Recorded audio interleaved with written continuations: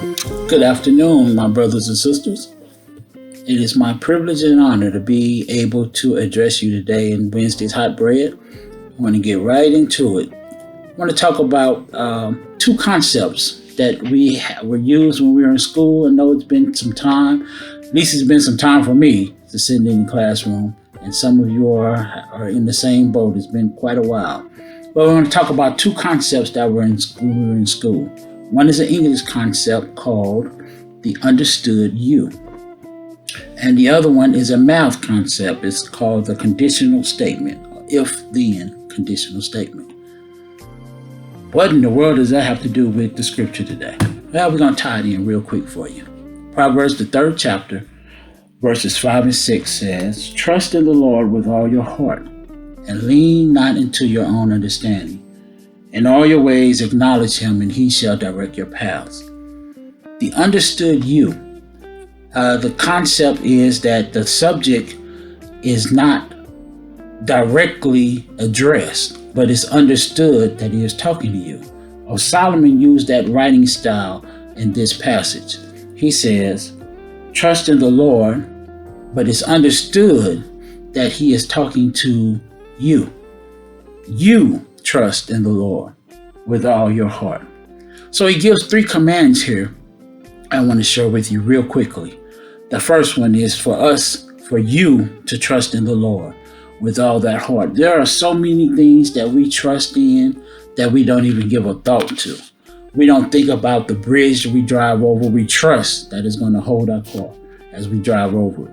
We don't think about the concrete or the asphalt road that you're driving in. You trust that it has been compacted correctly and that is able to hold the weight of your vehicle as you drive. We don't always we trust in the food that we order and eat, or the food that we buy, that it hasn't been tainted with, or sure, we bless it, but we trust that it is what they say it is, and that it's been delivered how they said it was going to be delivered. We trust in these things without even thinking about them. Solomon is giving us some commands, some instruction. Trust in the Lord with all of our heart. Trust him with everything in us. Trust God. Who are we supposed to trust? With God. Who do you trust? Who are we supposed to trust? And how much trust to give? All of our heart. The second commandment is you lean not into your own understanding. You don't try to figure it out. You don't try to solve it. You don't try to resolve it. You don't try to fix it or repair it or replace it or on and on and on. We are supposed to lean not into our own understanding, but give our full trust to the Lord in all the situations. And the last command, in everything that we do, everything you do, you acknowledge God in all of our ways. The Dake's commentary says to begin, continue, and end every work, every purpose, and every plan with God. That pretty much covers it all. In everything that we do, 3 commands. Trust in the Lord. Lean not to our own understanding. Quit trying to figure it out.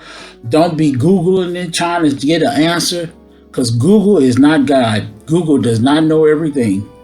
And in everything you do, acknowledge God. 3 commands with 1 blessing, 1 promise in the end. The promise is, in verse 6 it says, and he shall direct our paths. If that is the if-then conditional statement. If we do these 3 commands, if we trust God, trust in the Lord with all of our heart, if we lean not into our own understandings, and if in everything that we do, we acknowledge God before it goes wrong, acknowledge God before we try to figure it out and plan, acknowledge God before we mess it up, he said that he will direct our paths. What better way to have, what better guidance to have than for God to direct our paths? That way we know that our steps, they're going to be ordered. They're going to be exactly how they might not feel comfortable. It might not look like it's right. It might not feel like it's the right thing to do, but we trust. We got to go back to the first. We trust God. Just because it doesn't look right doesn't mean that the end result is not going to be right. We trust him. We can't try to figure it out and understand it.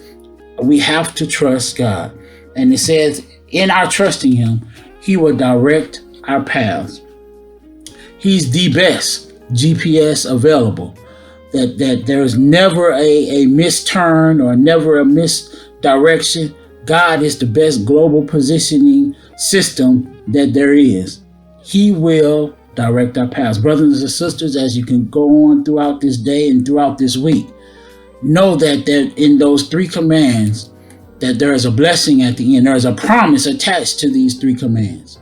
Trust in the Lord, lean not to your own understanding, and in everything we do, acknowledge him, and he will direct your path. God bless you. I hope that this word does help you and encourage you as you go on this journey.